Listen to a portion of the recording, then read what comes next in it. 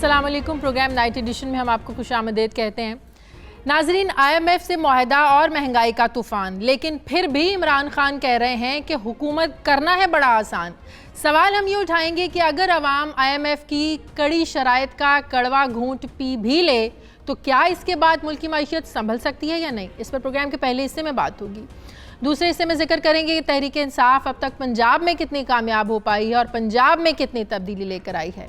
और प्रोग्राम का जो आखिरी हिस्सा होगा इसमें बात करेंगे कि अमेरिका की ईरान पर लगाई जाने वाली पाबंदियों के पाकिस्तान पर क्या असरात होंगे। इस पर प्रोग्राम के आखिरी हिस्से में बात होगी, लेकिन पहले बात होगी कि IMF के कर्ज के जरिए मुल्क की मईशत में सुधार आएगा भी या नहीं। नाज़रीन, इमरान खान के गुज़श्ता नारे, दावे, वादे एक तरफ, लेकिन इक़्तिदार में आने के बाद भी इमरान खान ने आवाम को दिलासे भी दिए और तसल्ली भी दी कि घबराना नहीं है, सब कुछ ठीक हो जाएगा, थोड़ा सा मुश्किल वक्त है। और कल वज़ीर आज़म ने ये कहा कि कर्ज उतारने के लिए कौम को मुश्किलात बर्दाश्त करना पड़ेंगी। एक तरफ इमरान खान रावलपिंडी में ये बयान दे रहे थे तो दूसरी तरफ मुशीर ख़जाना और उनकी टीम इस्लामाबाद में IMF के वफ़द से मामलात को तय कर रही थी। ज़राए के मुताबिक पाकिस्तान ने IMF की तमाम शराइत को मान लिया है, लेकिन अब IMF डू मोड की ज़िद पर अड़ा है, जबकि वज़ीर आज़म अपनी टीम को IMF की शराइत में थोड़ी बहुत नरमी करने की भी हिदायत कर रहे हैं। वज़ीर आज़म साहब को कुछ शराइत पर तहफ़्फ़ुज़ात हैं। माशी माहिरीन के मुताबिक IMF की शराइत पहले से ही मज़ीद सख्त हो चुकी हैं और इसका जो बराह रास्त असर है ज़ाहिर एक आम आदमी पर पड़ेगा, आम आवाम पर पड़ेगा। डॉलर 160 से भी ऊपर चला जाएगा। महंगाई की शरह में मज़ीद 19% से भी ज़्यादा का इजाफा हो सकता है। पाकिस्तान आइंदा माली साल के दौरान 1000 अरब रुपए का इजाफी रेवेन्यू जमा करने की कोशिश करेगा, जिसमें 350 अरब रुपए के नए टैक्स, 400 अरब रुपए के टैक्सों और ड्यूटीज़ की छूट की वापसी, 250 अरब रुपए से ज़ायद के टैक्सों के फंसे हुए बकाया जात की वसूली और फिर कुछ शोबों पर जुर्मानों की शरह में इजाफा करके इस सब को पूरा किया जाएगा। जबकि आइंदा जो 3 साल हैं, 3 साल आने वाले, उसके दौरान हर साल बिजली और गैस की कीमत में इजाफा होगा और सार्फिन पर इसका 170 अरब रुपए का बोझ मुंतकिल किया जाएगा, जो कि अगले 3 सालों में 510 अरब रुपए तक पहुंच जाएगा। सोचिए क्या हालत होने वाली है हमारी और आपकी। अवाम पर नए टैक्स भी आयद किए जाएंगे। मुल्क भर के 21 शहरों के लिए जायदादों और ज़मीन की फेयरमैन मार्केट वैल्यू में 25% इजाफा किया जाने वाला है। इसके अलावा मुल्क भर में सोने, हीरे जवाहरात, कीमती पेंटिंग्स, नवादरात और कीमती जो इलेक्ट्रॉनिक्स हैं इनकी ख़रीदारी पर नॉन फाइलर्स के लिए टैक्सों में इजाफा होने जा रहा है।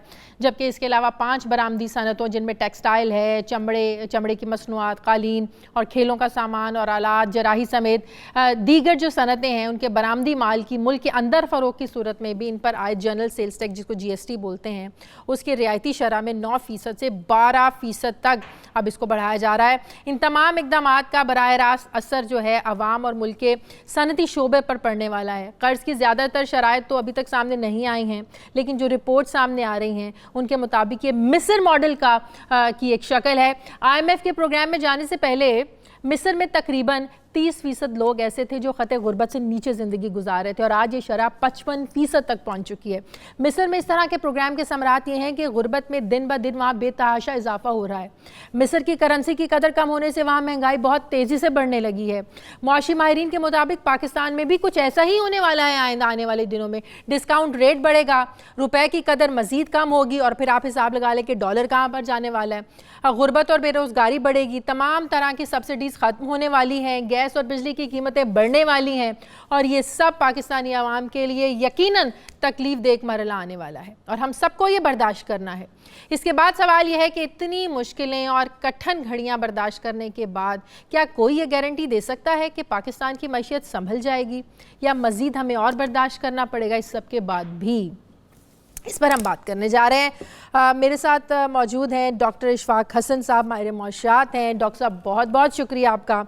डॉक्टर साहब, पहले तो कर्ज़ों के वसूल के लिए हुकूमत पाकिस्तान और IMF मुज़ाकरात करते थे, लेकिन जब से मुशीर ख़जाना गवर्नर स्टेट बैंक IMF से आकर मुल्क के मुआशी ओहदों पर बराजमान हुए हैं तो लगता यह है कि पाकिस्तान में IMF से मुज़ाकरात कर्ज़ा लेने के लिए। खैर, ये बताइएगा कि आपको लगता है कि हमारी मईशत अब इस नतीजे पर पहुंच चुकी है कि IMF की दवाई खाए बगैर अब हमारा गुजारा नहीं हो सकता?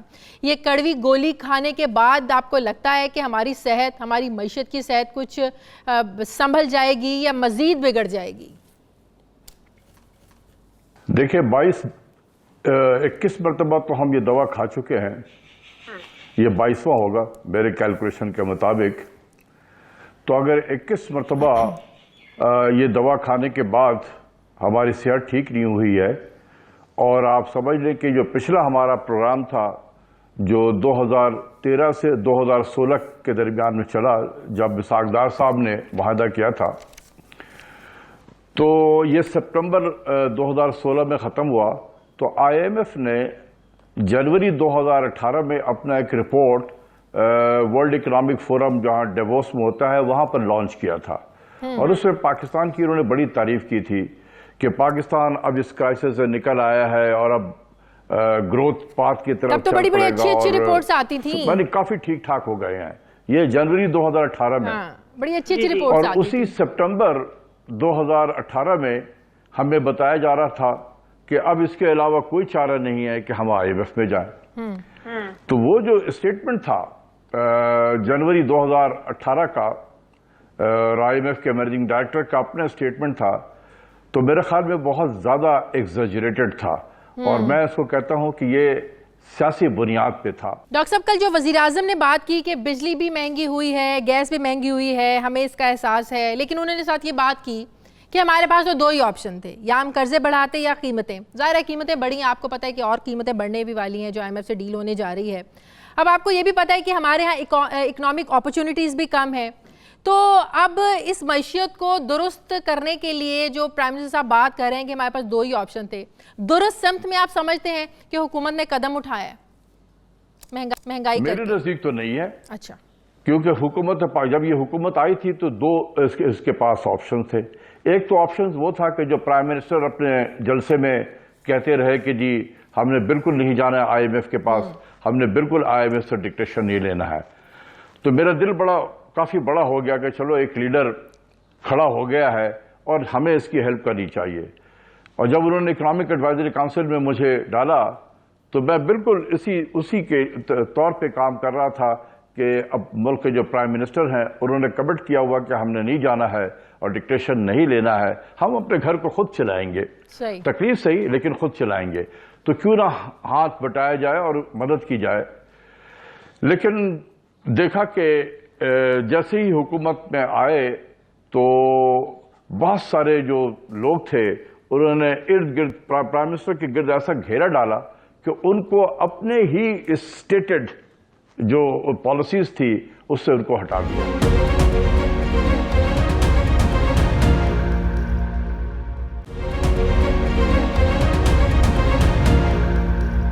ڈاکٹر صاحب، IMF کی جو یہ شرط ہے کہ پاکستان آئندہ مالی سال کے دوران 1000 ارب روپے کا اضافی ریونیو جمع کرنے کی کوشش کرے گا، ظاہر ہے اس کے لیے آپ کو ٹیکس بڑھانے پڑیں گے، لوگوں سے زیادہ ٹیکس اکٹھا کرنا پڑے گا. تو یہ کیسے ممکن ہو سکتا ہے؟ آپ کے خیال میں ایسے کون سے ایریاز ہیں جن پر کام کرنے کی کوشش ہے اور ہم یہ ساری کلیکشن کر سکتے ہیں؟ دیکھیں، آپ نے ٹیکس کہاں سے اکٹھا کرنا ہے؟ جب ملک کی معیشت کا پہیہ گھومے گا تو وہاں سے ریونیو ملیں گے. تو اگر پہیہ ہی سست ہو چکا ہے تو ریونیو اتنا زیادہ کہاں سے ملے گا؟ اگر ہم نے یہ کام کر لیا ان کے مطابق تو آپ دیکھیں میرے آنکھوں کے سامنے اس وقت 90 کی دہائی جو ہے وہ گھوم رہی ہے، کیونکہ میں نے وہ منظرنامہ بھی دیکھا ہوا ہے. کیا ہوگا میں آپ کو بتا دوں. جو بھی ٹارگٹ ہمیں دیے گئے ہیں، چاہے وہ 5300 ارب ہو، چاہے وہ 5400 ارب ہو، 5200 ارب ہو، جو بھی ٹارگٹ دیے گئے ہیں اس کا پھر کوارٹرلی ٹارگٹ بھی ہوگا کہ اس کوارٹر میں اتنا کرنا ہے، اس کوارٹر میں اتنا کرنا ہے آپ نے. اور آپ یقین کریں کہ جب ایک کوارٹر کے بعد FBR کا ریونیو جب آ رہا ہوگا تو پتہ چلا کہ 400 بلین کے شارٹ فال ہو چکے ہیں ایک ہی کوارٹر میں، کیونکہ ٹارگٹ بہت ہیوی بھی ہوگا. ڈاکٹر صاحب، اس وقت ہمیں 2 بڑے خساروں کا سامنا ہے. ایک ہے تجارتی خسارہ جو 2 سال پہلے 5 ارب ڈالر سے بڑھ کر 12 ارب ڈالر تھا اور پچھلے سال یہ اب 19 ارب ڈالر ہو گیا. جو دوسرا بڑا خسارہ ہے وہ ہے بجٹ خسارہ جو پچھلے سال 6.6% GDP کا ہوا تھا، اور اب ماہرین یہ کہہ رہے ہیں، خدشات یہ ظاہر کیے جا رہے ہیں کہ خسارہ مزید اور بڑھنے والا ہے اور یہ بڑھے گا 2800 یعنی کہ 2800 ارب تک، یعنی کہ 7.5% GDP کا یہ خسارہ ہو سکتا ہے.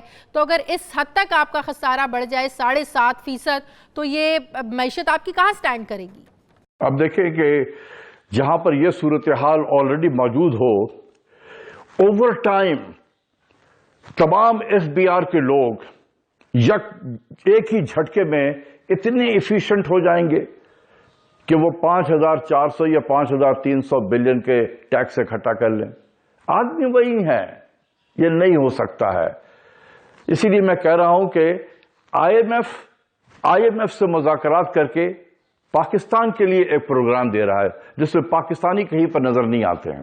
تو ڈاکٹر صاحب ایسی سچویشن میں جب ہم نے ٹیکس ریونیو کلیکٹ کرنا ہے تو جو چیئرمین ایف بی آر شبر زیدی کی ان حالات میں اپوائنٹمنٹ ہے, اس کو آپ کیسے دیکھتے ہیں؟ دیکھیں, شبر زیدی صاحب کو کافی تجربہ ہے اس میں. وہ آج سے نہیں, میں گزشتہ 2 دہائی سے تو میں دیکھ رہا ہوں کہ جب بھی ایف بی آر کی کوئی نہ کوئی کمیٹی بنتی ہے ٹیکس ریفارم کے حوالے سے یا اور کسی حوالے سے, تو شبر زیدی کا نام اس میں ہوتا ہے. تو شبر زیدی جو ہے, انہیں بالکل پتا ہے اس وقت چیلنجز کیا ہیں ہمارے, ان کو چیلنجز کا پتا ہے.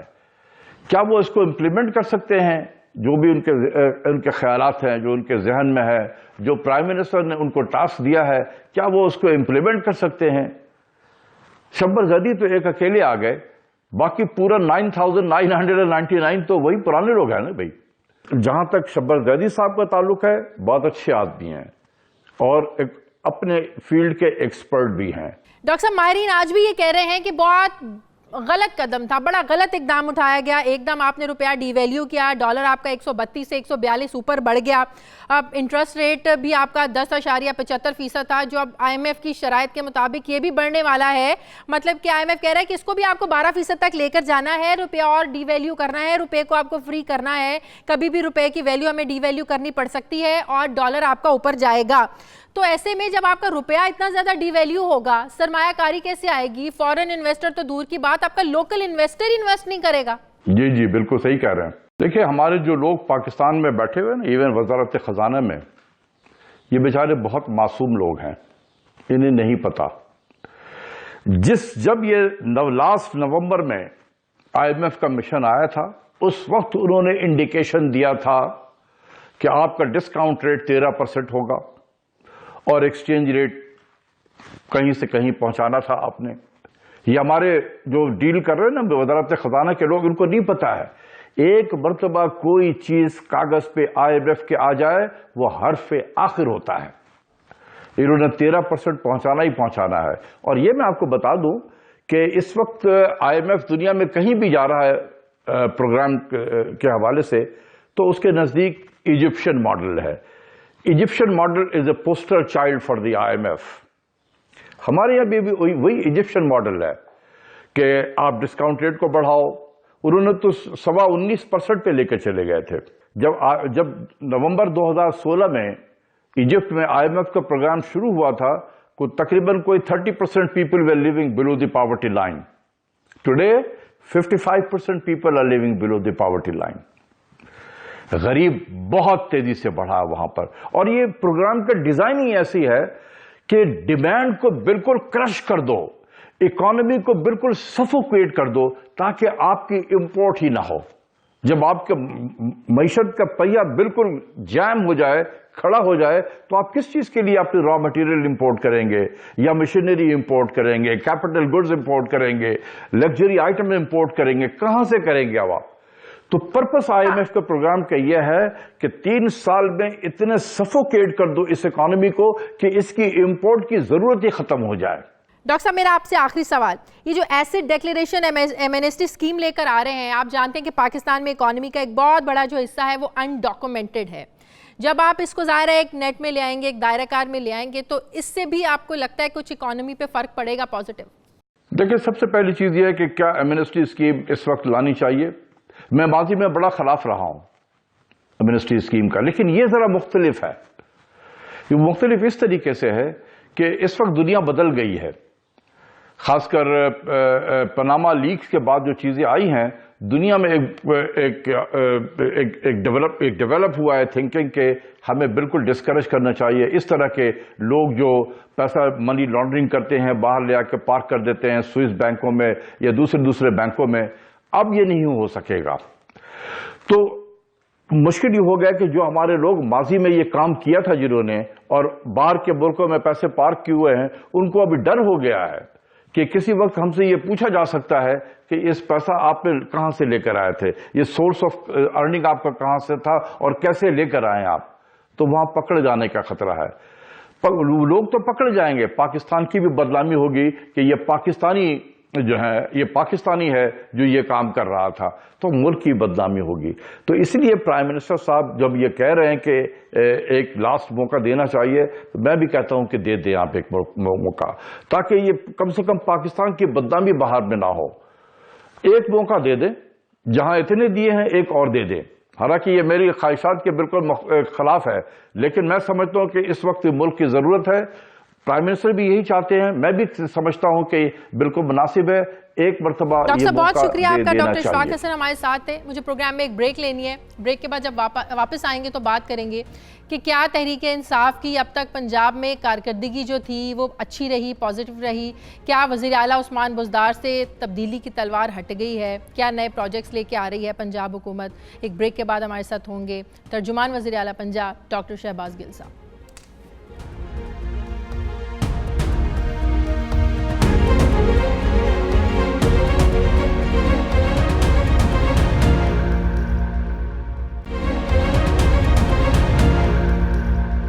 ناظرین, پاکستان میں اقتدار کا راستہ پنجاب سے ہو کر گزرتا ہے. تحریک انصاف کی وفاق میں حکومت بھی پنجاب میں اکثریت حاصل کرنے کی مرہون منت ہے.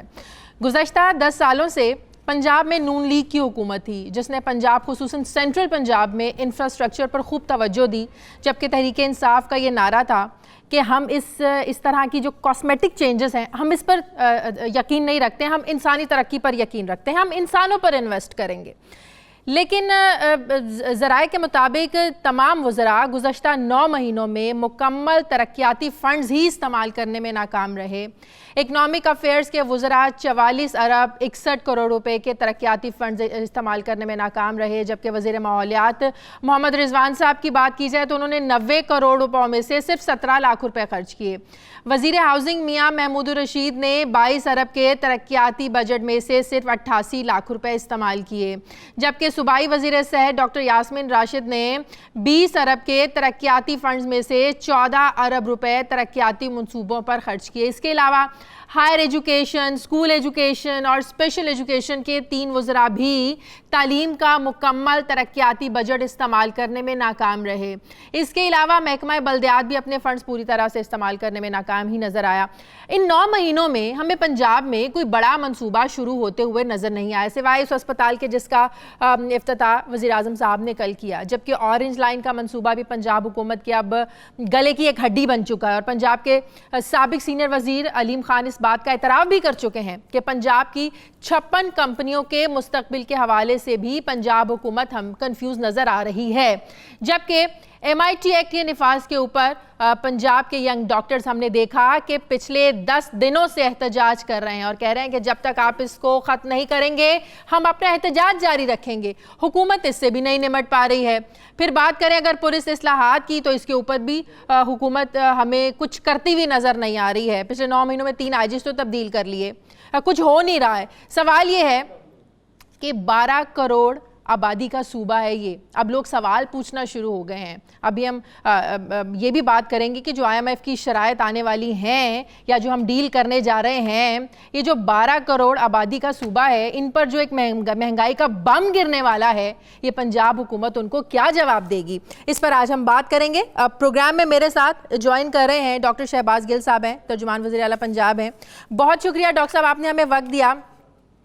ڈاکٹر صاحب 2-3 ڈیفرنٹ ایشوز ہیں جس پہ مجھے آپ سے بات کرنی ہے, لیکن سب سے پہلے بات کر لیتے ہیں ایک عام آدمی کی بات کرتے ہیں.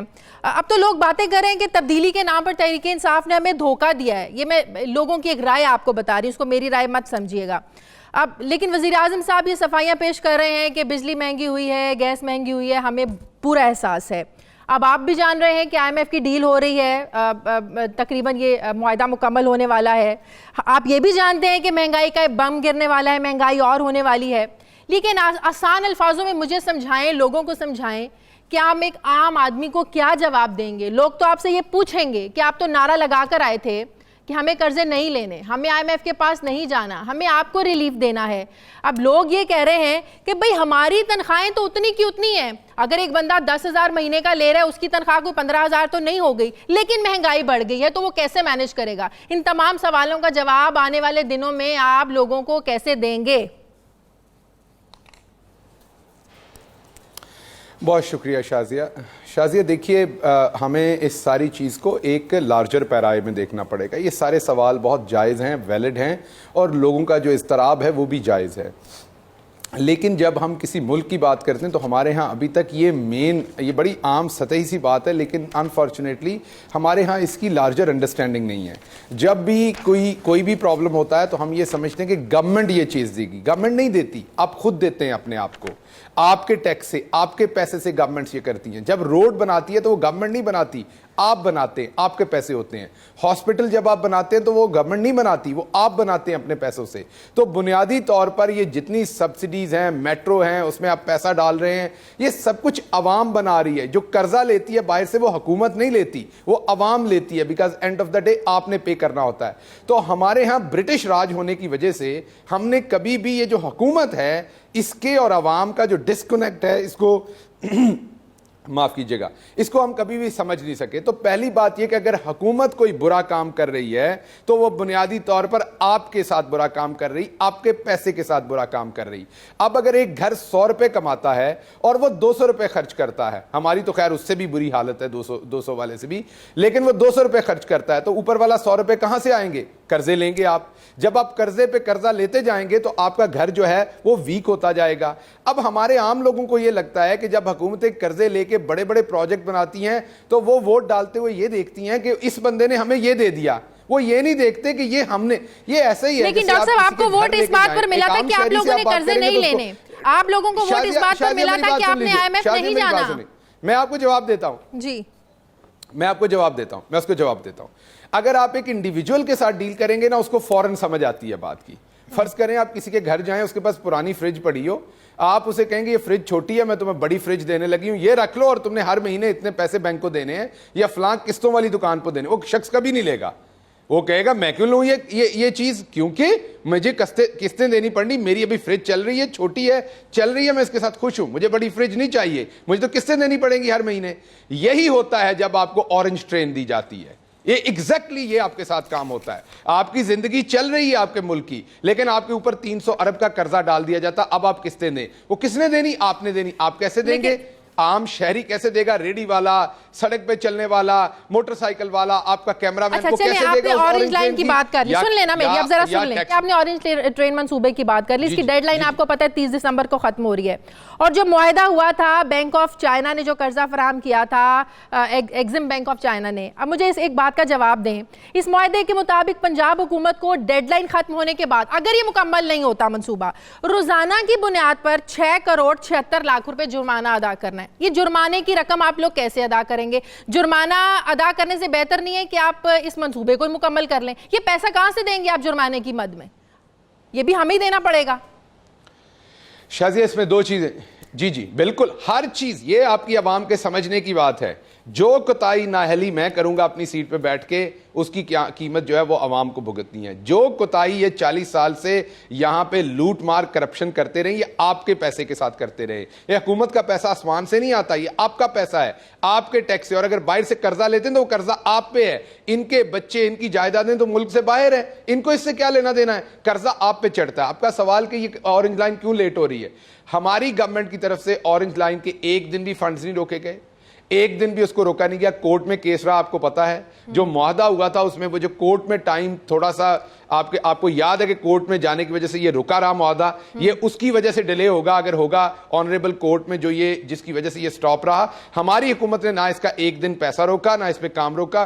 ہمیں ابھی بھی امید ہے کہ ہم انشاءاللہ بہت جلدی اسے ختم کر لیں گے. دوسری بات جو فائن والی ہے, وہ بھی ہماری ان سے بات ہو رہی ہے, انشاءاللہ کوشش کریں گے بچنے کی. لیکن ان کے تو پرانے معاہدے یہ تھے کہ یہ نہیں کرو گے تو فائن. ایسے لگتا تھا کوئی दुश्मन अपने मुल्क के साथ ऐसे मुआहदे कर रहे हैं। वो आप जब मुआहदे पढ़ते हैं तो ऐसे लगता है किसी दुश्मन ने किए हुए हैं, किसी अपने मुल्क के नहीं किए। अब आपका सवाल कि आप IMF के पास क्यों जा रहे हैं, ये क्यों गए, मैं आपको थोड़े से अदाद शुमार बता दूं, फैसला आप खुद कीजिएगा कि हम गलत कर रहे हैं या इन्होंने किया। ये 1958 से लेके ऑनवर्ड इनकी तस्वीर है इन हुक्मरानों की जिन्होंने इस मुल्क को लूटा है, जिन्होंने इस मुल्क का बेड़ा गर्क किया है। ये 1958 से ऑनवर्ड पहली दफा जो बड़ा, पहले हम छोटे छोटे कर्जे लेते थे, 300 मिलियन 200 मिलियन डॉलर्स, ये कोई बड़ी रकम नहीं थी। पहली दफा बड़ी रकम हमने 1980 में ली 1 बिलियन की, उसके बाद 1981 में ली 1 बिलियन की, फिर 1994 में बेनजीर भुट्टो साहबा की हुकूमत थी, हमने ली 1 बिलियन की, फिर 1997 में नवाज शरीफ साहब की हुकूमत थी, हमने लिया 1 बिलियन, फिर 2001 में मुशर्रफ साहब की गवर्नमेंट थी, हमने लिया 1 बिलियन। तो ये टोटल 5 बिलियन के हमने बड़े कर्जे लिए। मैं क्लोज कर रहा हूं, ये बड़ा इंपॉर्टेंट फैक्टर है शाजिया, ये बड़ा इंपॉर्टेंट फैक्टर है, क्लोज कर रहा हूं। तो 5 बड़े कर्जे लिए हमने अपने इन 60 सालों की तारीख में या 55 साल की तारीख में, 5 बड़े कर्जे 1-1 बिलियन के लिए। 2008 में पीपल्स पार्टी की हुकूमत ने अचानक 7.2 बिलियन डॉलर का कर्जा लिया।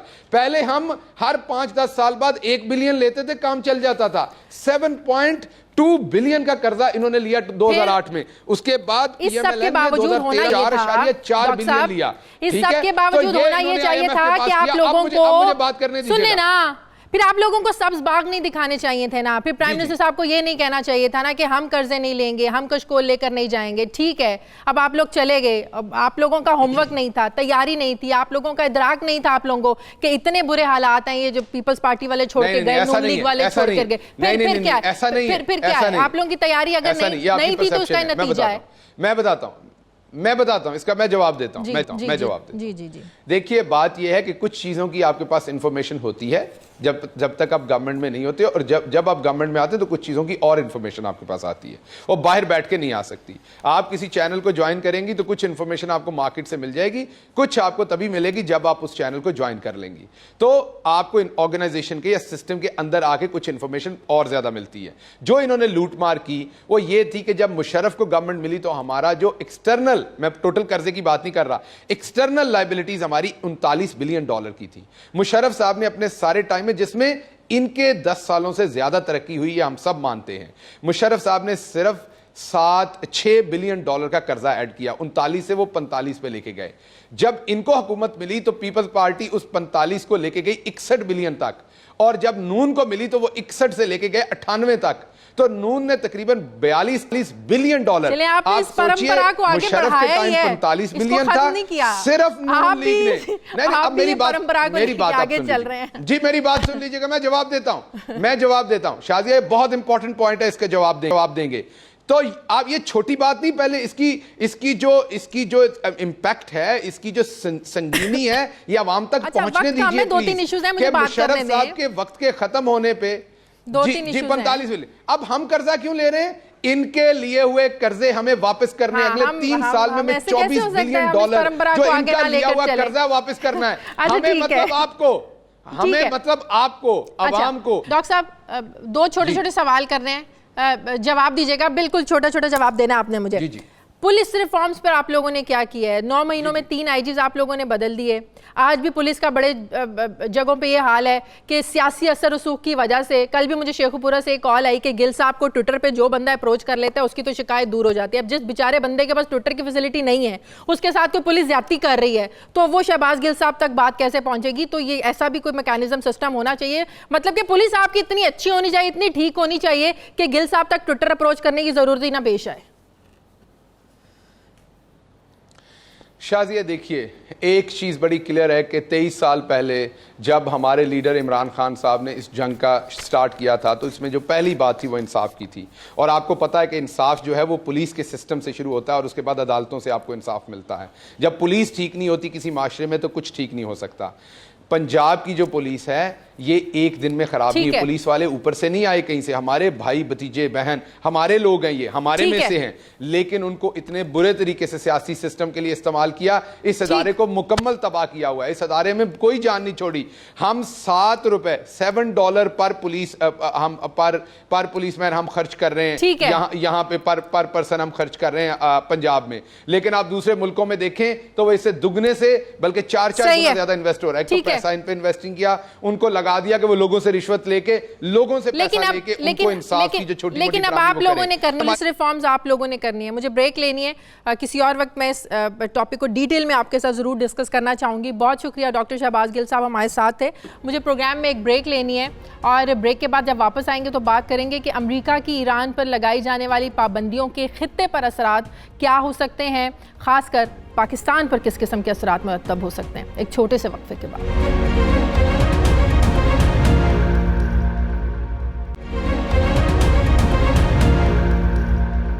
ناظرین, 2 روز پہلے امریکی صدر کی جانب سے ایران پر مزید پابندیاں لگائی گئی ہیں. ان پابندیوں کے تحت ایران سے لوہا, سٹیل, ایلومینیم اور تانبا خریدنے یا تجارت کرنے والوں کو سزا کا سامنا کرنا پڑے گا. اس سے پہلے وائٹ ہاؤس نے تمام ممالک پر ایران سے تیل خریدنے پر پابندی بھی لگائی تھی, جو اس کی آمدن کا ظاہر سب سے بڑا ایک ذریعہ ہے, سورس ہے. جبکہ سٹیل اور کانکنی کا شعبہ ایران کی غیر ملکی ریونیو کا دوسرا سب سے بڑا ذریعہ ہے اور ملکی برآمدات کے 10% حصے پر محیط ہے. امریکی صدر کی جانب سے ایران کو خطرناک ملک قرار دیتے ہوئے جوہری معاہدے سے دستبردار ہونے کے اعلان کو 1 سال مکمل ہونے پر ڈونلڈ ٹرمپ نے خطے میں جوہری صلاحیت کے حامل بمبار طیارے اور دیگر جہاز تعینات کیے ہیں. جبکہ ایران نے 2015 میں ہونے والے معاہدے کے جو فریقین ہیں, جن میں برطانیہ ہے, رشیا ہے, چائنا ہے, فرانس اور جرمنی, ان ممالک پر یہ واضح کیا ہے کہ وہ ایران پر عائد امریکی پابندیوں کا حل کوئی تلاش کرے. جبکہ اس سے پہلے عالمی عدالت کی جانب سے امریکہ کو ایران پر عائد اقتصادی جو پابندیاں ہیں اس کو ختم کرنے کا حکم بھی سامنے آیا, اور اس کے بعد پھر ڈونلڈ ٹرمپ انتظامیہ نے تہران کے ساتھ 1955 کا جو ایک معاہدہ تھا اس کو بھی منسوخ کر دیا تھا. ایران کے ساتھ معاہدہ سابق صدر براک اوباما کے دور میں کیا گیا تھا. تاہم امریکی صدر ڈونلڈ ٹرمپ نے اقتدار میں آنے کے بعد مئی 2018 کو پچھلے سال خود کو اس ڈیل سے پھر علیحدہ کر لیا تھا. امریکہ کے اس فیصلے کے بعد بھی چائنا, فرانس, رشیا, برطانیہ اور جرمنی کے ایران کے ساتھ معاہدے جو ہیں وہ متاثر نہیں ہوئے تھے. امریکی صدر نے گزشتہ سال اگست میں جوہری معاہدے سے دستبرداری کے 3 مہینوں کے بعد خصوصی ایک حکم جاری کیا اور کہا کہ ایران پر دوبارہ معاشی پابندیاں عائد کی جائیں گی. یہ اعلان کیا تھا ڈونلڈ ٹرمپ نے. نومبر 2018 میں ٹرمپ نے ایران پر مکمل اقتصادی پابندیاں عائد کر دی تھیں. امریکی پابندیوں کے دائرہ کار میں ایران کے توانائی, فائنینشل اور جہاز رانی کے شعبہ جات شامل ہیں. حالیہ پابندیوں کے بعد اب یہ کہا جا رہا ہے کہ یہ پابندیاں بہت زیادہ سخت ہیں, جس کا براہ راست اثر ایران کی معیشت پر, اکانومی پر پڑے گا. لیکن سوال یہ ہے کہ ایران پر لگنے والی پابندیوں کے خطے میں, خاص کر پاکستان میں, کس قسم کے اثرات مرتب ہو سکتے ہیں. اس پر ہم بات کرنے جا رہے ہیں, اور اس کے لیے مجھے جوائن کیا ہے پروگرام میں سینئر تجزیہ کار صحافی ہارون رشید صاحب نے. بہت شکریہ ہارون رشید صاحب, آپ کا آپ نے ہمیں وقت دیا. یہ فرمائیے گا, جیسے کہ میں نے اپنے انٹرو میں کہا کہ 2015 میں ایران نے 6 عالمی طاقتوں امریکہ, رشیا, چائنا, برطانیہ, فرانس, جرمنی کے ساتھ معاہدہ کیا, اور ٹرمپ نے 1 سال کے بعد اس سے دستبرداری کا اعلان کیا. ہم یہ بھی جانتے ہیں کہ ایران نے اس معاہدے کی پاسداری بھی کی تھی. آپ کو کیا لگتا ہے کہ امریکہ کے لیے مسئلہ ایران کا نیوکلیئر پروگرام نہیں ہے, بلکہ ٹرمپ کی اینٹی مسلم اور پرو اسرائیل ایک سوچ ہے جو یہ سب کچھ کروا رہی ہے امریکہ سے؟ ایران فلسطین میں حماس کو سپورٹ کرتا ہے, ایران اینٹی اسرائیل ہے, ایران لبنان میں حزب اللہ کو سپورٹ کرتا ہے. آپ کو لگتا ہے کہ یہ ایران کی ایکٹیویٹیز ہیں جو امریکہ کے انٹرسٹ کے خلاف ہیں, جس کی وجہ سے امریکہ یہ سب کچھ کر رہا ہے؟ دیکھیے, 2 سامنے کی چیزیں ہیں کہ یہ ہے کہ صدر ٹرمپ کو اگلا الیکشن جیتنا ہے, اور دوسری بات یہ ہے کہ اس کے لیے انہیں اسرائیل کو خوش رکھنا ہے, اور اسرائیل کے حامیوں کو جو امریکہ میں بہت طاقتور ہیں. باقی چیزیں ثانوی ہیں, اور جو بنیادی بات ہے جو انڈیویجولز میں بھی ہوتی ہے, قوموں میں بھی ہوتی ہے, وہ غلبے کی خواہش ہے. امریکی یہ سمجھتے ہیں کہ مڈل ایسٹ پہ ان کا بڑا کافی کنٹرول حاصل ہو گیا, اور مزید کنٹرول انہیں حاصل کرنا چاہیے. یہ انسانی سرشت کا معاملہ ہے. دیکھیے, وہ ایران نے تو, آپ نے جیسے کہا, کوئی معاہدے کی خلاف ورزی نہیں کی. 5 اور ملک شریک ہیں اور وہ بھی نہیں کہہ رہے کہ کوئی خلاف ورزی کی ہے. تو اس کا کیا مطلب ہے؟ اس کا مطلب یہ ہے کہ ہماری تھانہ داری ابھی مکمل نہیں ہوئی, ہم اسے مکمل کرنا چاہتے ہیں. صحیح. ہارون صاحب, جو امریکہ نے ایران پر پریشر بڑھانے کے لیے, پریشرائز کرنے کے لیے جو بحری بیڑے مشرق وسطیٰ میں یہ جو موو کیے ہیں اور دھمکی دی ہے کہ جو بھی اب یہ تیل خریدے گا اس کو بھی سزا کا سامنا کرنا پڑے گا. ایران, اب چائنا بھی اس سے تیل لیتا ہے, انڈیا بھی لیتا ہے. اب چائنا کا ہمیں پتہ ہے کہ امریکہ کے ساتھ کس قسم کے تعلقات ہیں, سی پیک کو بھی لے کر جو امریکہ کو ایک نظر نہیں بھاتا. چائنا تو نہیں سنے گا امریکہ کی. آپ کو لگتا ہے کہ انڈیا جو ہے نا وہ اپنے تعلقات ایران سے اس حد تک خراب کر لے گا اگر تیل نہیں خریدتا, امریکہ کی بات سنتا ہے؟ یہ انڈیا کا زیادہ انحصار ہے امریکہ پہ. اگر امریکی اصرار کریں گے، پہلے اجازت بھی انہوں نے خود ہی دی تھی، تو ممکن ہے کہ وہ خریداری بند کر دیں. کوشش وہ کریں گے کہ نہ کریں، اس لیے کہ ایران امریکہ کے لیے اہم ہے سینٹرل ایشیا کے نقطہ نظر سے. پاکستان سے تو ابھی اسے راستہ نہیں مل رہا، ہماری پیشکش کے باوجود وہ ہم سے تعلقات بہتر بنانے کے لیے تیار نہیں ہے. لیکن چینی اگر فرض کیجیے کہ مجھے نہیں معلوم وہ کیا کریں گے، لیکن اگر چینی اس معاملے میں امریکی ڈکٹیشن قبول کر لیتے ہیں تو یہ تو اتنی بڑی پسپائی ہوگی کہ جس کا تصور ہی نہیں کیا جا سکتا. اس لیے میرا خیال ہے چینی ایسا نہیں کریں گے، انہیں کرنا بھی نہیں چاہیے. اور لیکن اس سے بھی زیادہ ایک اہم بات یہ ہے کہ یہ اقدام کر کے، یہ انیشیٹو لے کر امریکہ نے روس کے لیے مڈل ایسٹ کا دروازہ کھول دیا ہے، جو پہلے ہی سیریا میں اس نے بڑا اہم رول پلے کیا ہے. لیکن اب یہ ہوگا کہ ایرانیوں کا ان سے رابطہ ہوا بھی ہے، اور وہ رابطے زیادہ گہرے ہو سکتے ہیں. ایرانی ان سے اسلحہ خرید رہے ہیں. تو سپر پاور دنیا میں اسی طرح ناکام ہوئی. ہمارے سامنے سوویت یونین ایک سپر پاور تھا، وہ صرف روس رہ گیا ہے. ہمارے سامنے کی بات ہے 50 سال 60 سال پہلے برطانیہ ایک سپر پاور تھا، وہ سمٹ گیا ہے.